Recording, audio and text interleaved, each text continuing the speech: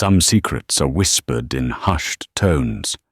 Others are detonated on the front page of a national newspaper.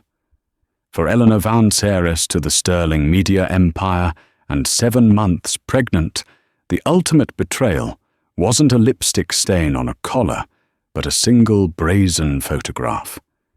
It was a picture taken by her husband's mistress, not in a cheap hotel, but in the one place that was sacred, their marital bed. And when a woman with $1 billion press at her fingertips is pushed to the edge, she doesn't just get even. She rewrites the narrative, she reclaims her power, and she makes her private pain a public spectacle that will bring a titan to his knees. This is the story of how one photo destroyed a marriage and built an empire of revenge. The air in the penthouse apartment overlooking Central Park was always precisely 72 degrees, a climate-controlled perfection that mirrored the life Eleanor Vance had so meticulously curated. It smelled faintly of white gardenias and old money, a scent she had come to associate with stability. At 34, and with the gentle swell of her 7-month pregnancy, making her movements more deliberate, stability was her most prized commodity. Her husband, Damien Vance, was the other. He was a masterpiece of ambition and charm, a man who had risen from a modest background to become a formidable player in private equity, his success a perfect complement to her inherited prestige. Their life was a series of beautifully composed photographs, galas at the Met, summers in the Hamptons, weekends in their sprawling Connecticut estate. Eleanor, as the acting publisher of the New York Sentinel, the flagship newspaper of her father, Robert Sterling's media conglomerate, understood the power of images. She knew how to frame a story, how to craft a headline that could build a reputation or shatter one. She just never imagined the story would be her own. The discovery came on a Tuesday. It was a day like any other, grey and drizzling the city's hustle, a muted roar 50 floors below. Damien had left for a business trip to Geneva, a last-minute affair that had become increasingly common. He'd kissed her goodbye, his lips cool against her cheek, one hand resting possessively on her stomach. "Take care of our little guy," he'd murmured, his voice, the familiar, reassuring baritone that had first captivated her. She had spent the day in editorial meetings, vetoing a sensationalist piece on a Hollywood starlet and greenlighting a deep-dive investigation into municipal corruption. She was good at her job, incisive, fair, and with an inherited instinct for what the public craved. Her father had gifted her the publisher role, not out of nepotism, but as a test. She was determined to prove she was more than just Robert Sterling's daughter. That evening, a profound sense of loneliness settled over the vast apartment. The silence was broken only by the hum of the air purifier and the distant wail of a siren. Restless, she decided to tidy Damien's side of the closet, a task she normally left to the housekeeping staff. She ran her hand over his row of perfectly tailored Brioni suits, the crisp white shirts, the collection of Swiss watches nestled in their velvet-lined case. It was all part of the image he projected, impeccable, successful, untouchable. Tucked behind a stack of shoeboxes was a small navy blue Hermes box she didn't recognize. It wasn't her birthday or their anniversary. Curiosity piqued, she opened it. Inside, nestled on a bed of silk, was not a tie or a pair of cufflinks, but a sleek burner phone. It was the kind of device used for conversations one didn't want on the record. A cold dread, sharp and sudden, pierced the warm bubble of her pregnancy. Her heart began to beat, a frantic, heavy rhythm against her ribs. With trembling fingers, she powered it on. The battery was almost full. There were no contacts, no call logs, just a gallery of photos. She clicked on it, her breath catching in her throat. The first few pictures were innocuous cityscapes, a close-up of a whiskey glass, a blurry shot of a taxi's interior. Then they started. photos of a woman Eleanor had never seen before. She was younger, maybe in her late 20s, with raven black hair, impossibly high cheekbones, and a smile that was both predatory and alluring. She was beautiful in a way that felt dangerous. Eleanor scrolled her thumb, moving mechanically, as her world tilted on its axis. There were photos of them at a candlelit dinner, Chloe's hand resting on Damien's. A shot of them, laughing on a boat, the sun glinting off the water behind them. They looked happy, carefree. A version of Damien she hadn't seen in years. Then she saw it. The final photograph, the one that stopped the air in her lungs and turned the blood in her veins to ice. It was Chloe, the mistress, propped up against a pile of pillows. She was wearing one of Damien's white dress shirts, unbuttoned just enough to hint at the nakedness beneath. Her black hair was fanned out against the crisp linen, and she held a flute of champagne, a triumphant smirk playing on her lips. But it wasn't her presence that was the gut punch. It was the where. Eleanor's eyes darted from the phone to the room around her. She recognized everything. The custom-made mahogany headboard, the grey silk wallpaper with its subtle hand-painted silver birch trees, the cashmere throw, a wedding gift from her grandmother, draped artfully over the foot of the bed. The woman was in her bedroom. In her bed. The sanctuary she shared with the man carrying their child. The photo wasn't just evidence of an affair, it was an invasion, a declaration of war. It was a flag planted on conquered territory. The woman in the photo wasn't just sleeping with her husband, she was trying on her life for size. A wave of nausea, wholly unrelated to her pregnancy, washed over her. She stumbled back, hitting the wall, the burner phone clattering to the floor. The image was seared into her mind, the woman's defiant gaze, the familiar wallpaper, the champagne flute held like a trophy. Damien hadn't just cheated. He had brought his betrayal into the heart of their home, defiling the one space that was supposed to be theirs alone. The silence of the penthouse was no longer peaceful. It was suffocating. Every object seemed to mock her. The wedding photo on her nightstand with her and Damien smiling felt like a prop from a forgotten play. The baby clothes, neatly folded in the nursery down the hall, seemed like relics of a future that had just been stolen. Tears welled hot and furious, but she choked them back. Grief was a luxury she couldn't afford. The daughter of Robert Sterling, the publisher of the New York Sentinel, didn't crumble. She strategized. As she stood there, surrounded by the opulent debris of her shattered marriage, the initial shock began to recede, replaced by something colder, harder, and infinitely more dangerous resolve. She looked at the phone on the floor, at the glowing image of her husband's mistress in her bed. An idea audacious and terrifying began to form in the recesses of her mind. Damien and this woman had tried to make her a victim in her own home.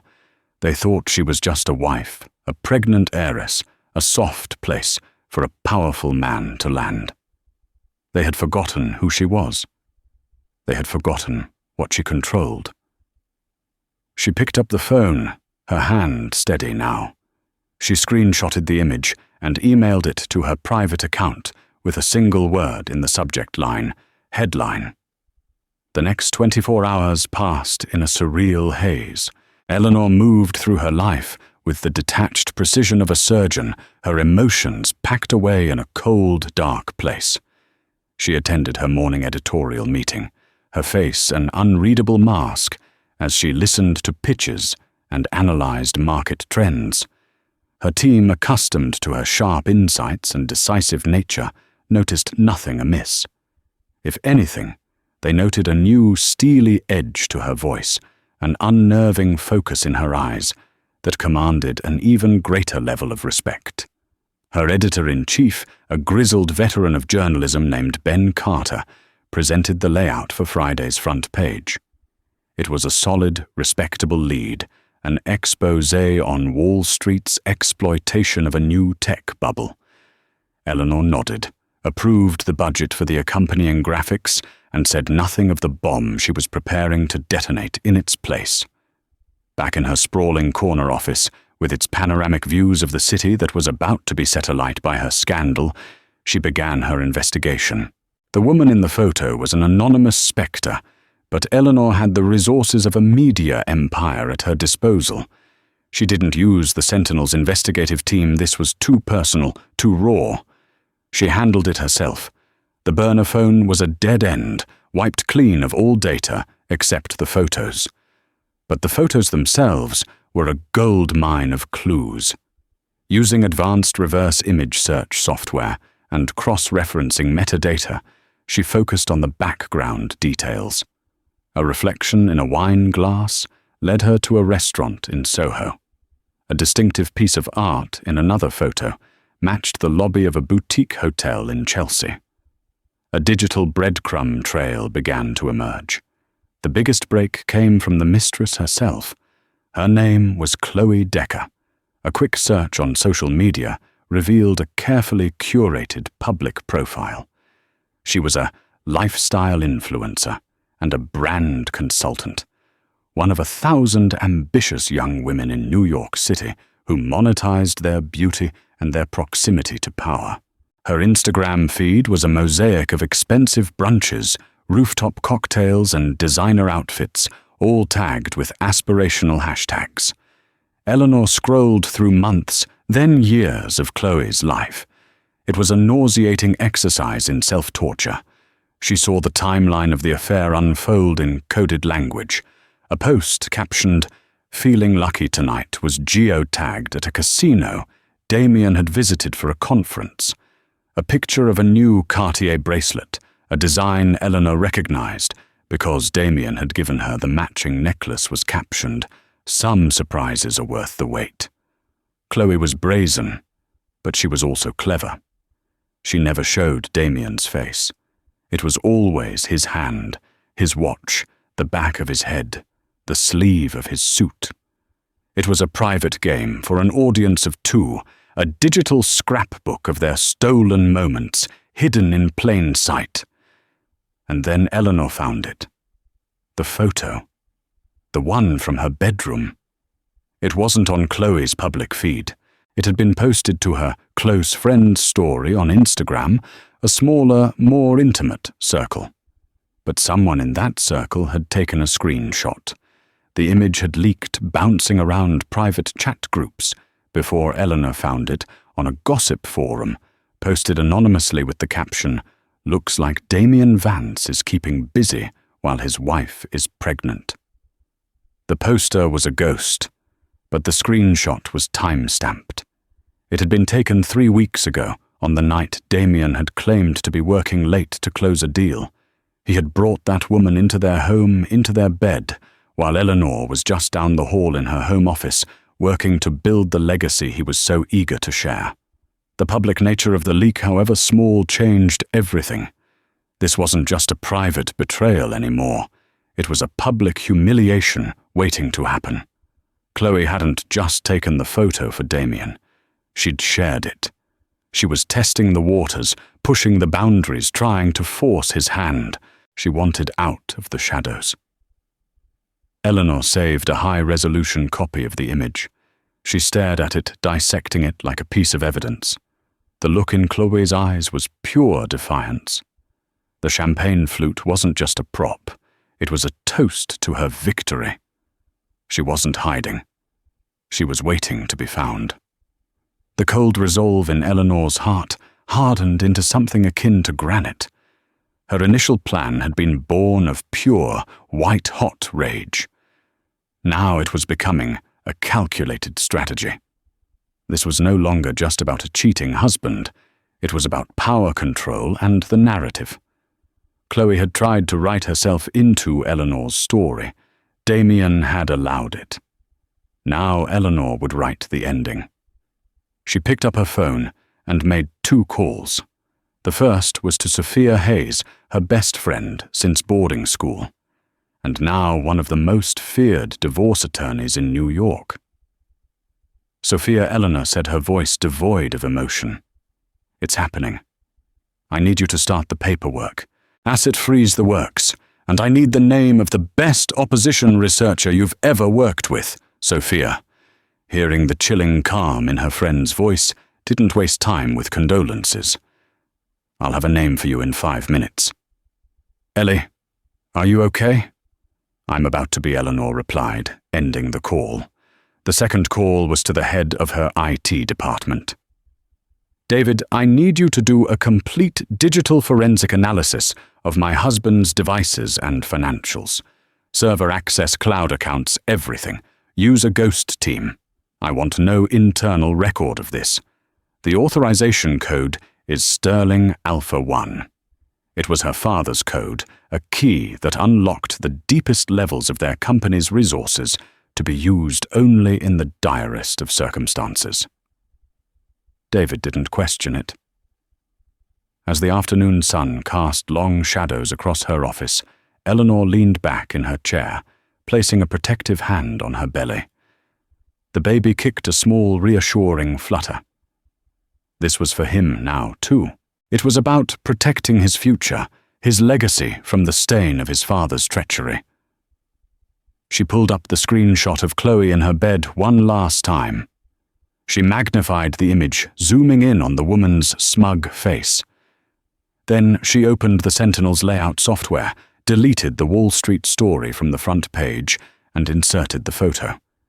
It stared back at her from the screen, shocking and profane.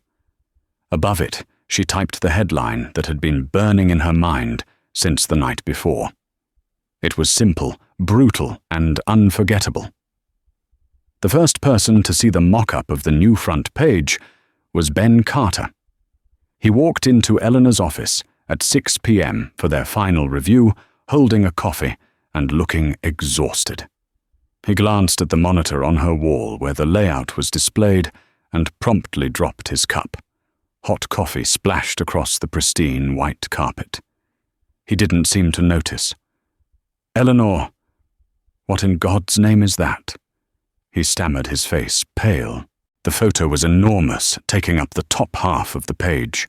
Chloe Decker's defiant smirk was rendered in stark, high-resolution detail, and the headline above it, in the Sentinel's bold, authoritative font, read, "Vows, Lies, and the Other Woman.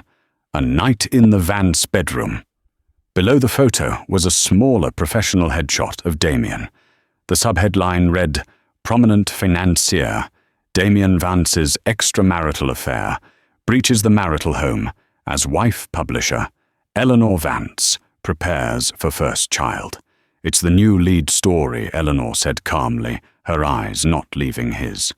Ben, a man who had covered wars, riots, and presidential scandals, looked genuinely terrified. "You can't be serious. Eleanor, this is professional suicide. It's personal. We'll be a laughingstock. This isn't journalism. It's a diary entry." "Is the information accurate?" "Ben," she asked, her voice dangerously quiet. "That's not the point. There are standards, ethics, libel laws. That woman could sue us into oblivion. Damien could sue us." "She won't sue," Eleanor stated with certainty. "A lawsuit would require discovery. I doubt she wants her entire life, her finances, her arrangement with my husband scrutinized in a court of law. As for Damien, he's about to have much bigger problems. And as for the charge of it being personal, you're damn right it is. He made it personal when he brought her into my home.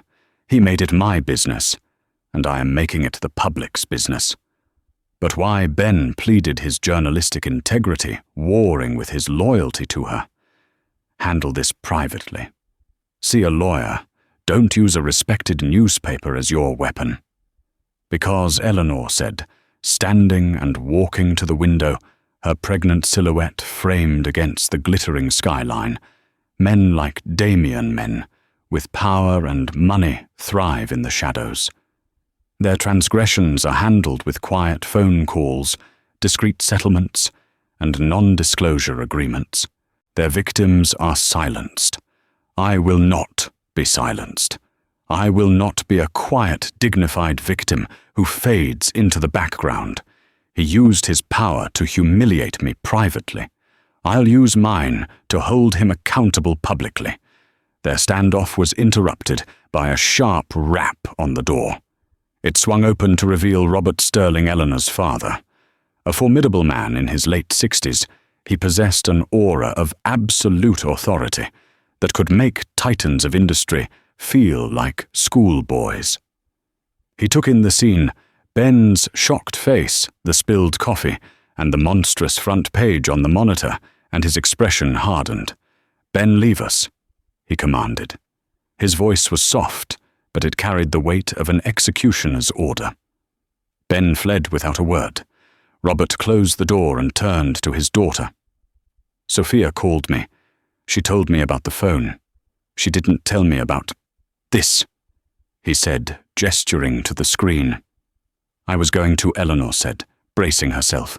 He walked over to the monitor and stared at the page for a long, silent minute. Eleanor watched his reflection in the glass. She saw the flicker of paternal rage in his eyes, but it was quickly replaced by the cool, calculating gaze of a media magnate. He was assessing the story not as a father, but as a competitor. "The headline is weak," he said finally. Eleanor blinked, caught off guard. "What, it's reactive?" "Vows, lies, and the other woman." "It's the headline of a victim," he said, turning to face her. "You are not the victim in this story, Eleanor. You are the power. You own the narrative. The story isn't that your husband cheated on you. The story is that you, the publisher of this city's most influential newspaper, are exposing him. You are the news." He walked to her desk, took the keyboard, and deleted her headline. He thought for a moment, his fingers hovering over the keys. Then he typed, "Sterling heiress and publisher. Eleanor Vance exposes husband's betrayal on her own front page." He turned back to her. "We lead with your power. We frame this as an unprecedented act of a woman taking control. We make you the icon, him the footnote, and her the collateral damage. We don't just report the news, Eleanor. We create it." A chill ran down Eleanor's spine. She was looking at the man who had built an empire by understanding better than anyone that public perception was reality. He wasn't just supporting her, he was weaponizing her pain for maximum impact. A part of her was horrified, but a much larger part, the part that was his daughter, was impressed. "Our legal team will have a field day," she murmured, testing him. "Our legal team works for me," he replied flatly. "They will handle it. We'll publish a statement from you. Something about transparency, holding the powerful accountable, and refusing to be shamed into silence. We'll spin this as a feminist statement, a boss move. By sunrise, every talk show in the country will be debating it. By noon, you'll be a hero to every woman who has ever been cheated on." He was right. It was audacious, brilliant, and utterly ruthless. It transformed her from a scorned wife into a revolutionary. "What about Damien?" she asked, the name feeling like ash in her mouth. Robert's eyes went cold. Damien Vance ceased to be a person of consequence the moment that photo was taken. He is now a story, and his ending will be whatever we decide it should be. He placed a hand on her shoulder, a rare gesture of physical comfort. "I know this hurts, my girl, but you have two choices. You can let this destroy you, or you can use it to build something new, something stronger. Now tell me, what did the opposition researcher find?" Eleanor took a deep breath, the last vestiges of the heartbroken wife giving way to the publisher. She opened a file on her computer, a detailed report on Chloe Decker. It was all there: student loans, credit card debt, a taste for a lifestyle far beyond her means. But there was something else, something more interesting. Chloe had recently co-signed a lease on a new apartment, a luxury condo in Tribeca.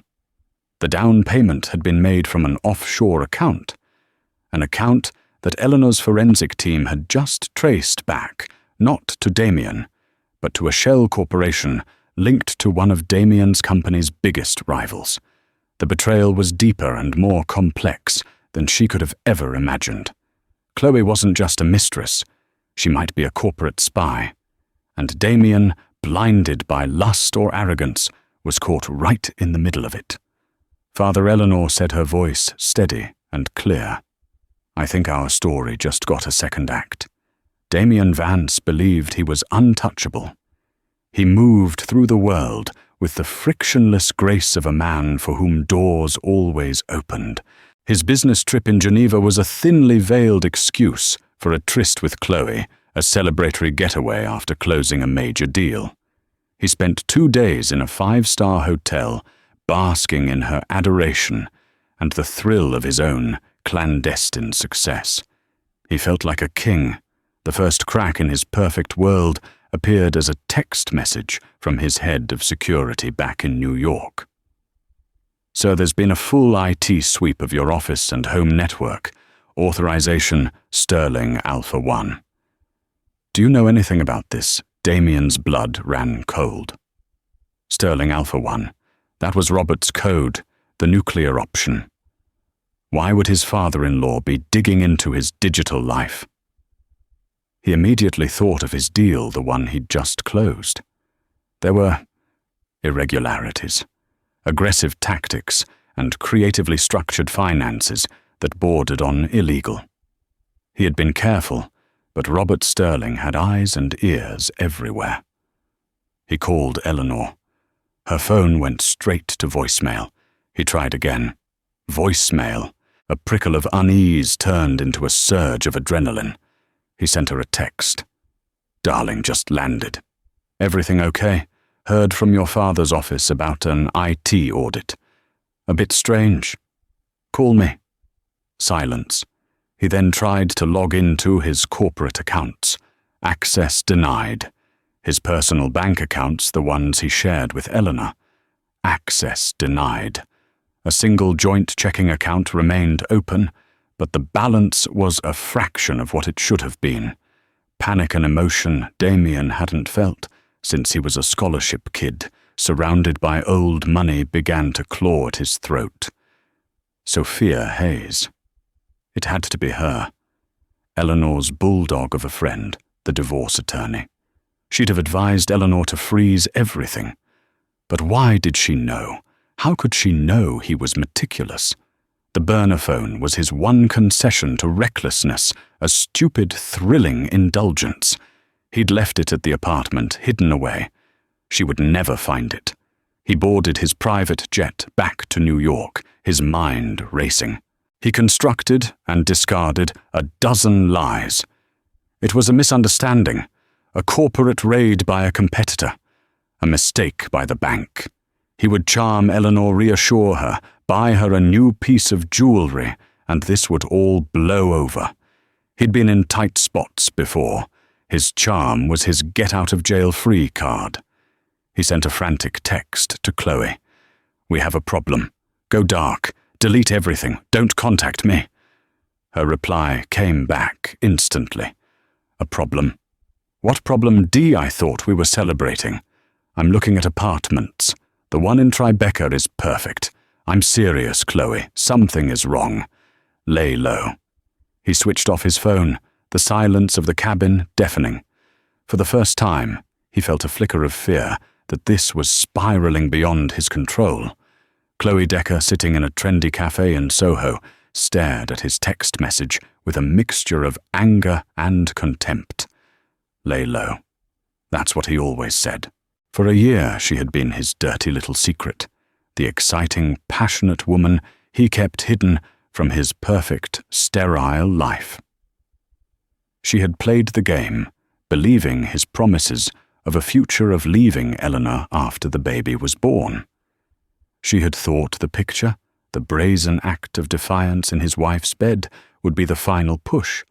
She had shared it with a few trusted friends, a calculated leak designed to force his hand.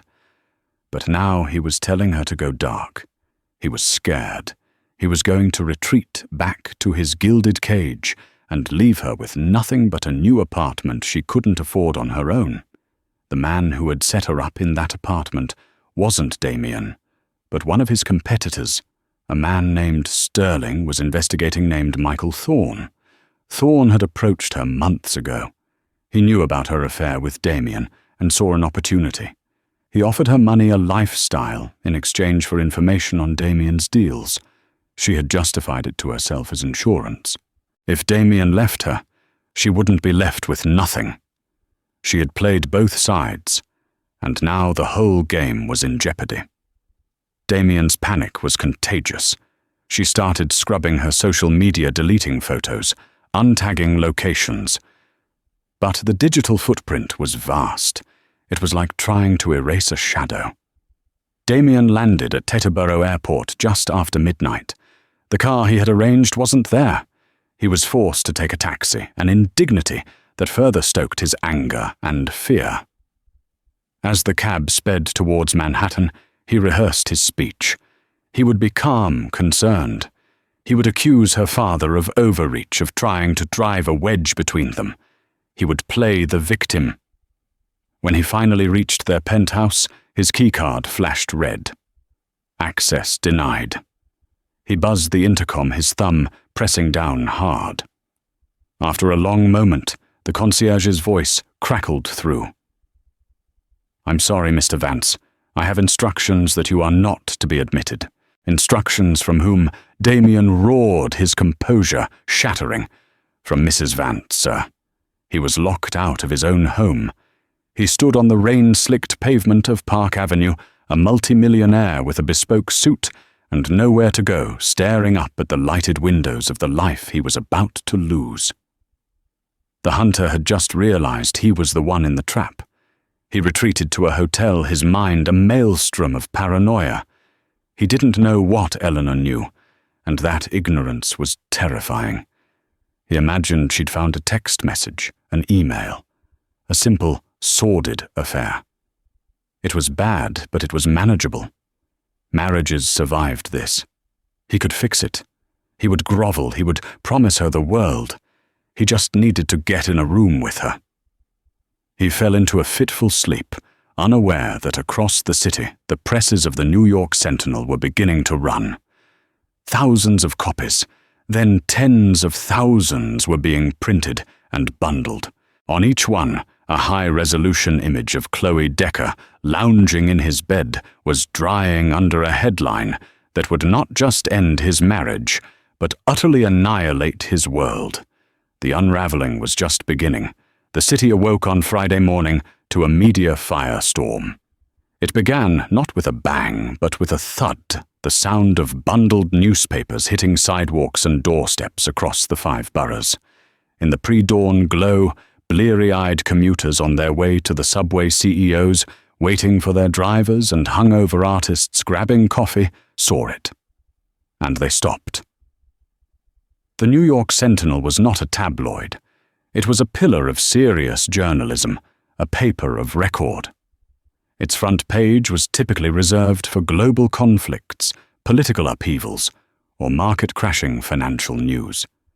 But today, its entire upper half was a glossy, high-color photograph of a beautiful woman in a man's shirt, smirking in a lavish bedroom, and then the headline, "Sterling heiress and publisher Eleanor Vance exposes husband's betrayal on her own front page."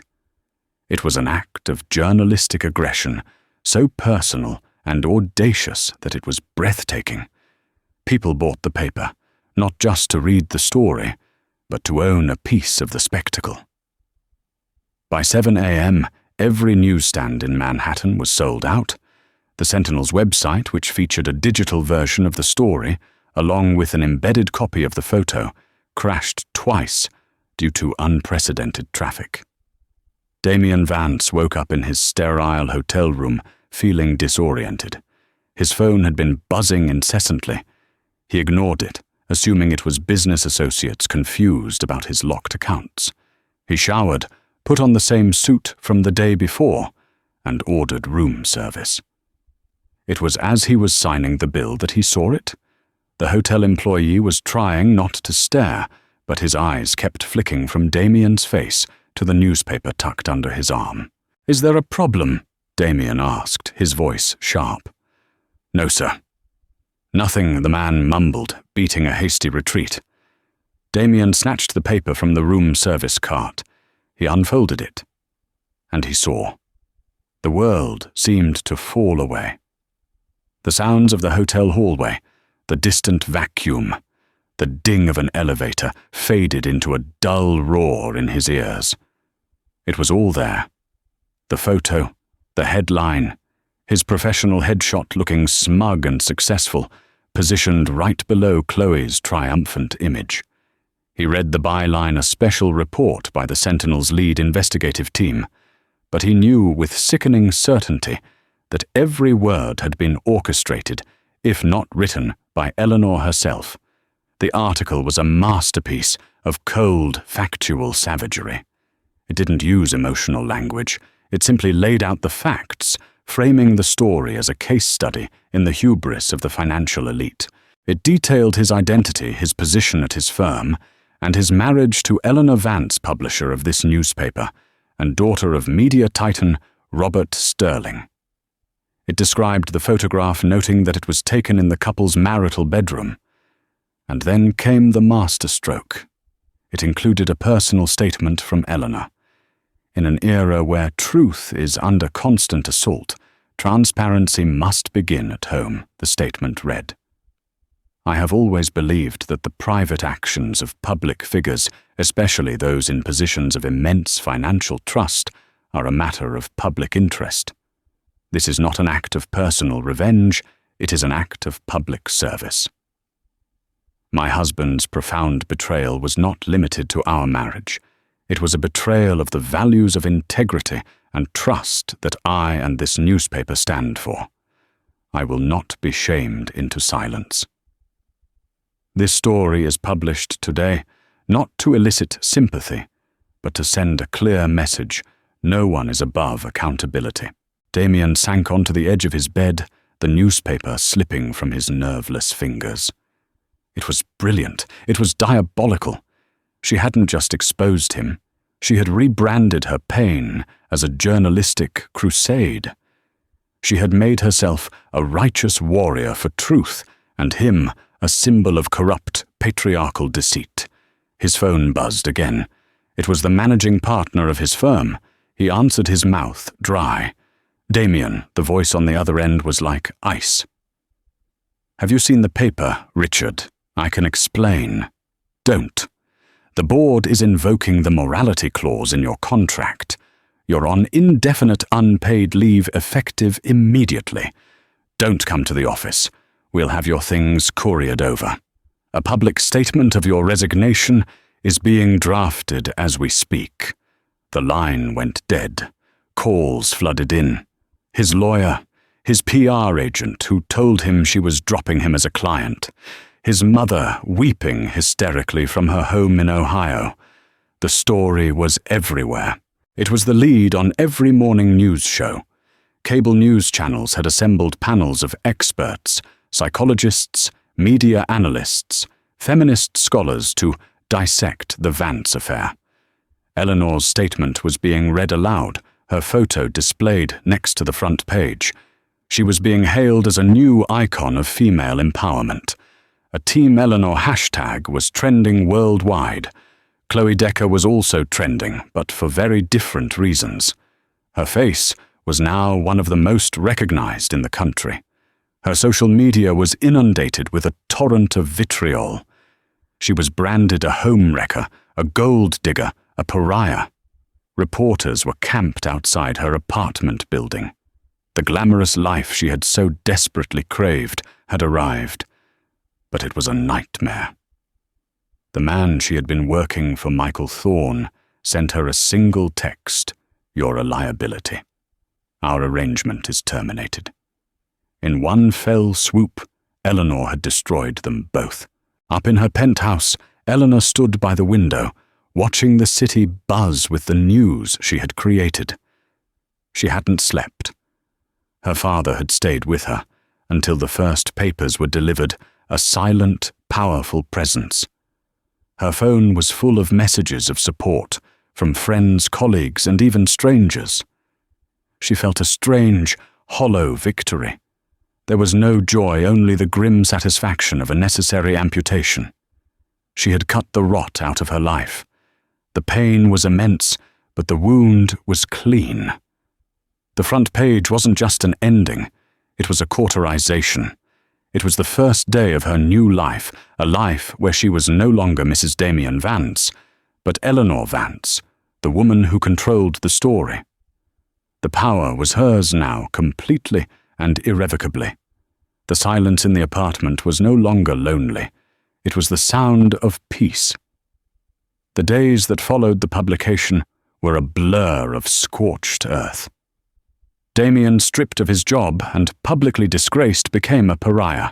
Friends stopped returning his calls. The clubs and restaurants where he was once a welcome fixture now treated him like a leper.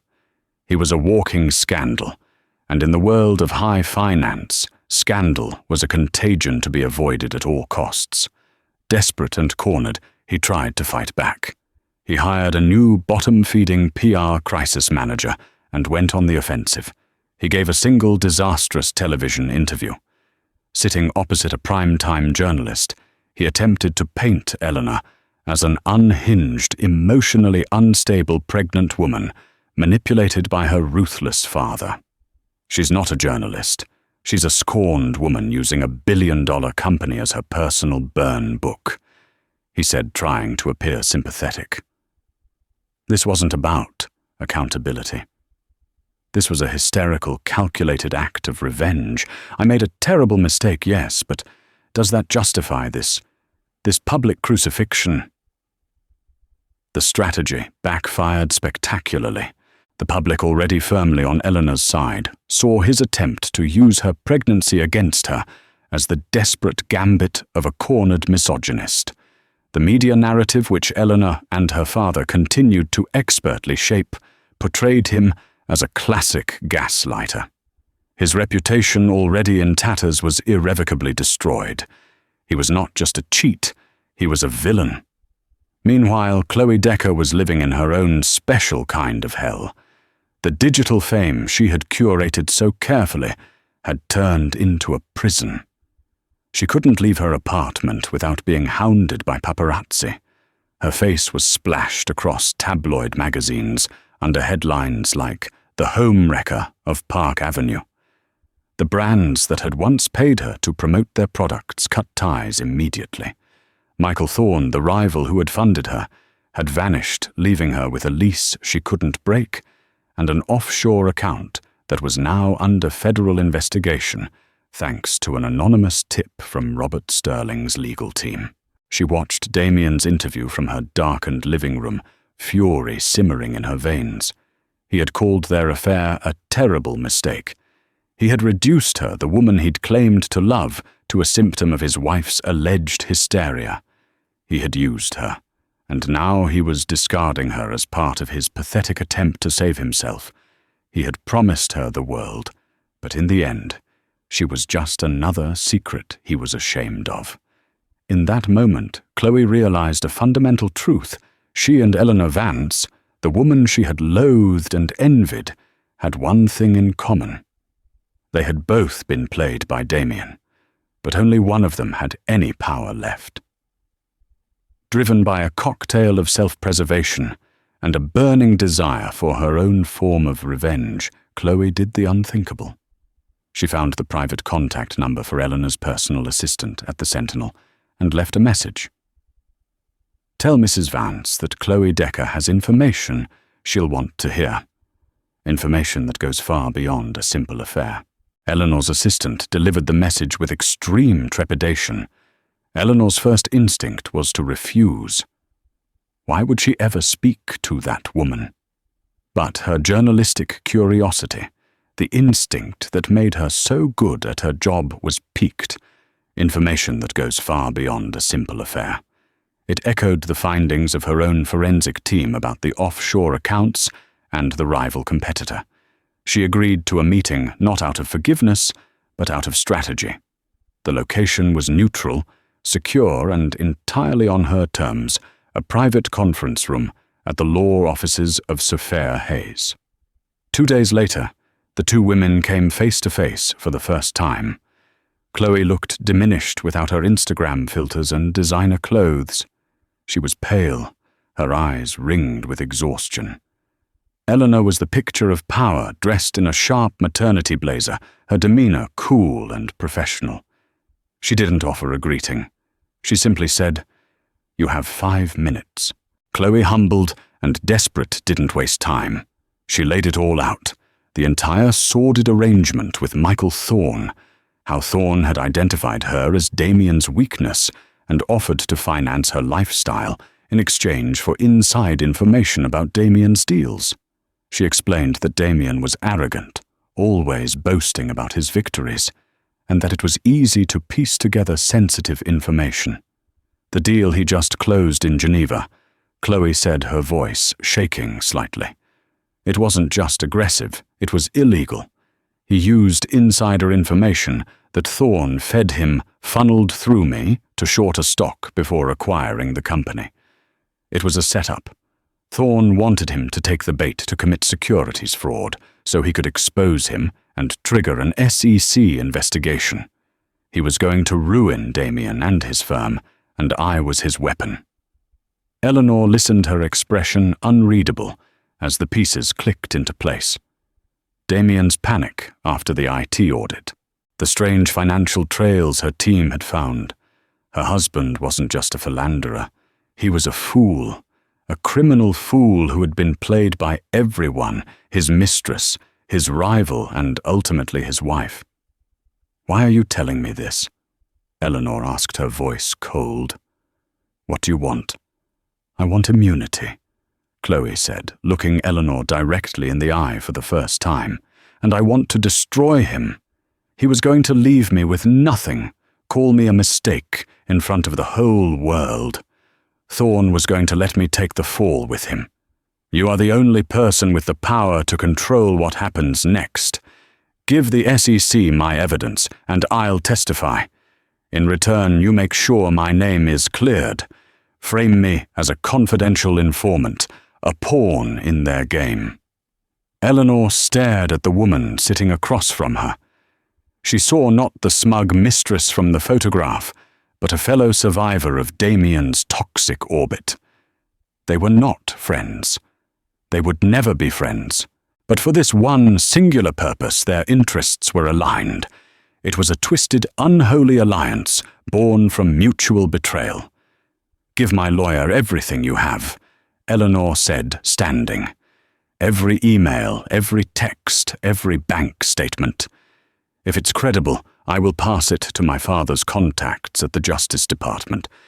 They will be discreet in how they handle your involvement." She turned to leave, then paused at the door. "One more thing. You will disappear. After you testify, you will leave New York, and you will never work in this city again. You will erase your digital footprint, and you will become anonymous. Your 15 minutes of fame are over." Chloe nodded, a flicker of the old defiance in her eyes, being replaced by weary resignation. "Gladly." Eleanor walked out of the law office and into the waiting car, a new, more lethal story taking shape in her mind. The front page had been the opening salvo. This was the kill shot. The final confrontation did not happen in a boardroom or a lawyer's office. It happened where it all began, in the vast, silent penthouse overlooking Central Park. 2 weeks after the front page, and 1 week after her meeting with Chloe, Eleanor agreed to see Damien.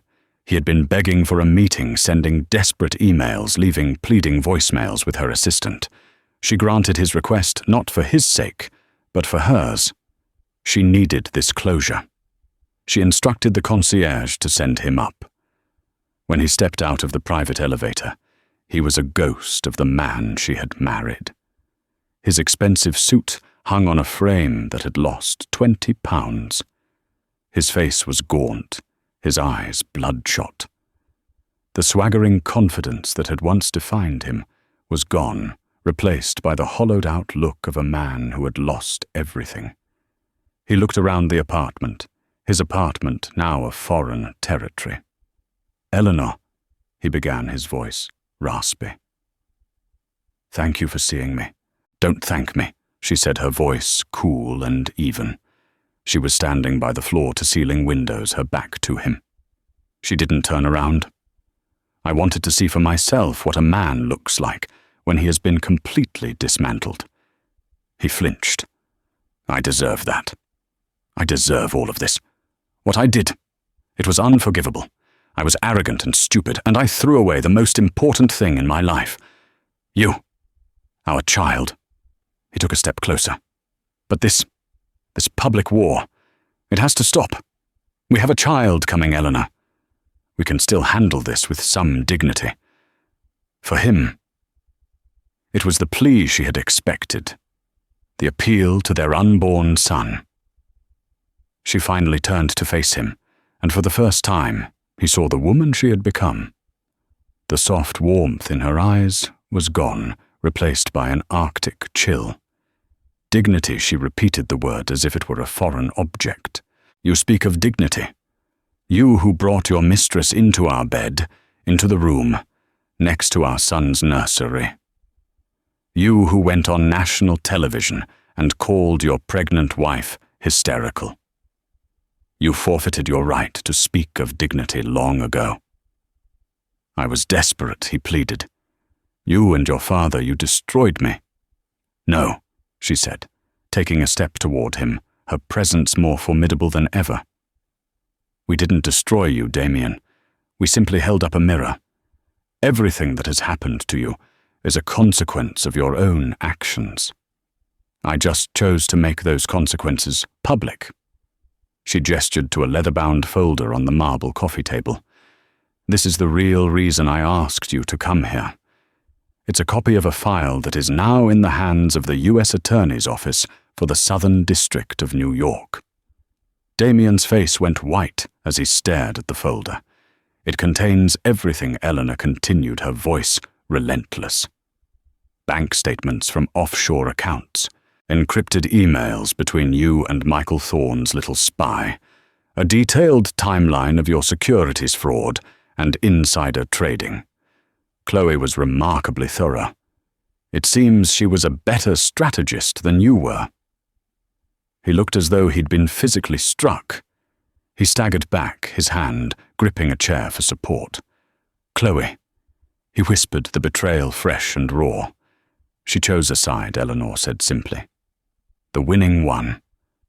You see, Damien, your affair was never the real story. It was just the headline.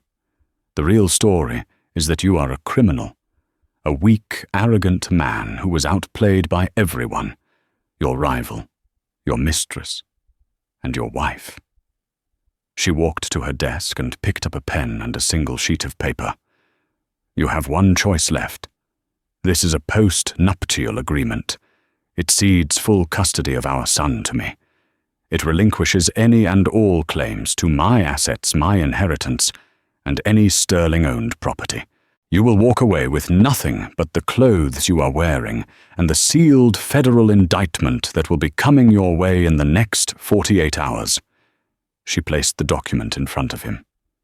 "Sign it, and I will instruct my lawyers to be less than zealous in their cooperation with the prosecution. I won't save you, but I won't actively bury you either. Refuse, and I will place the full weight of my family's resources and influence into ensuring you spend the next 20 years in a federal prison. You will never see your son. You will be a cautionary tale, I tell him, about the kind of man he should never become." Tears welled in Damien's eyes, tears of self-pity, of utter defeat. He looked at the woman before him, this titan of industry she had become. and he saw a stranger. The life he had built, the empire he had married into, was now being used to crush him into dust. He had nothing left to bargain with. He was checkmated. With a trembling hand, he took the pen and signed his name, his signature, a frantic scrawl.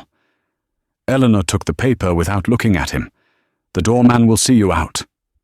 He didn't say another word. He turned and walked out of the elevator, out of the building, and out of her life.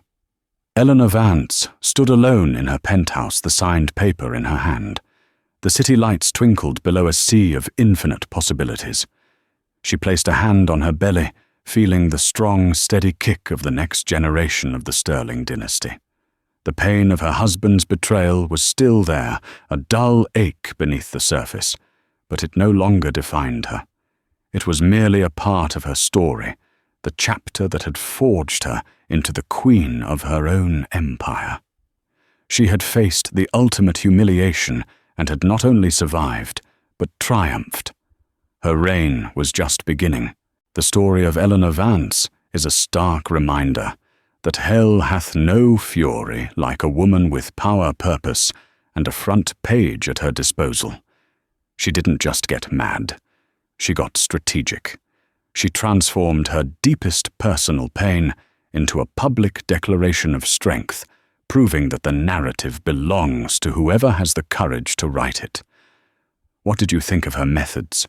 Was it a masterclass in revenge, or a step too far? Let us know your thoughts in the comments below. If you were captivated by this story of betrayal and ultimate triumph, make sure to hit that like button. Share this video with someone who loves a story of epic payback, and most importantly, subscribe to our channel for more real-life dramas, where the stakes are high and the endings are always unforgettable. Don't miss what's coming next.